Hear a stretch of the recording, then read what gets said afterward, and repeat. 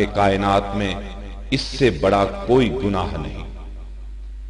معزز سامعین و ناظرین، تحریک دعوت توحید کے کنوینر میاں محمد جمیل بن میاں محمد ابراہیم گوڑ چک 8 پتوکی قصور اپریل 1947 ارائیں فیملی میں پیدا ہوئے۔ حفظ قرآن اور سکول کی تعلیم اپنے گاؤں میں حاصل کی۔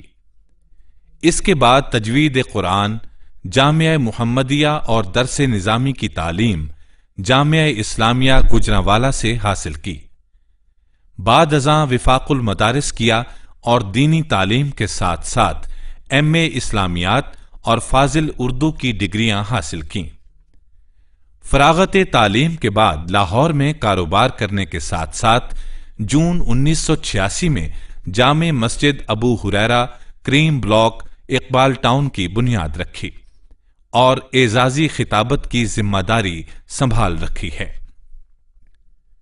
1997 میں ابو ہریرہ شریعہ کالج کی بنیاد رکھی۔ اب تک ملک میں یہ واحد ادارہ ہے جس میں میٹرک پاس طلبہ کو 4 سال میں درس نظامی اور بی اے کمپلسری کروایا جاتا ہے۔ 1987 میں مرکزی جمعیت اہل حدیث پاکستان کے سیکریٹری اطلاعات اور 1996 سے لے کر 2002 تک مرکزی جمعیت اہل حدیث کے سیکریٹری جنرل رہے۔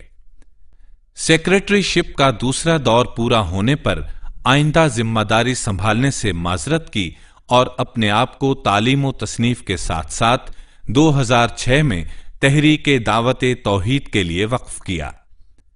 سب سے پہلے مشکات المصابیح سے متفق علیہ اور بخاری و مسلم کی مکمل روایات پر مشتمل کتاب فہم الحدیث کے نام سے تحریر کی، جس کے مطالعے سے تعلیم یافتہ طبقے کو 80% مسائل کسی عالم سے پوچھنے کی ضرورت نہیں رہتی۔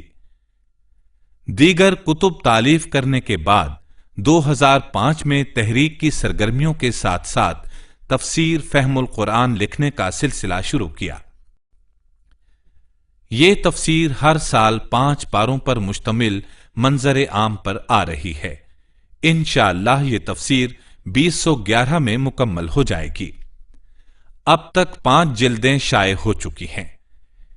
اس تفسیر کی اہم خصوصیات یہ ہیں: ابن کثیر، رازی، دیگر عربی تفاسیر کا خلاصہ اور تفسیر ثنائی، معارف، تدبر، تفہیم القرآن کے اہم نکات پر مشتمل جدید و قدیم علوم کا سنگم جس میں رواں ترجمہ اور تفسیر بالحدیث کا التزام۔ امتیاز تفسیر، لفظی ترجمہ، آیت کے مسائل کی الگ الگ نشاندہی، ہر آیت کے مرکزی مضمون کی تفسیر بالقرآن کے ذریعے ایک مکمل تقریر۔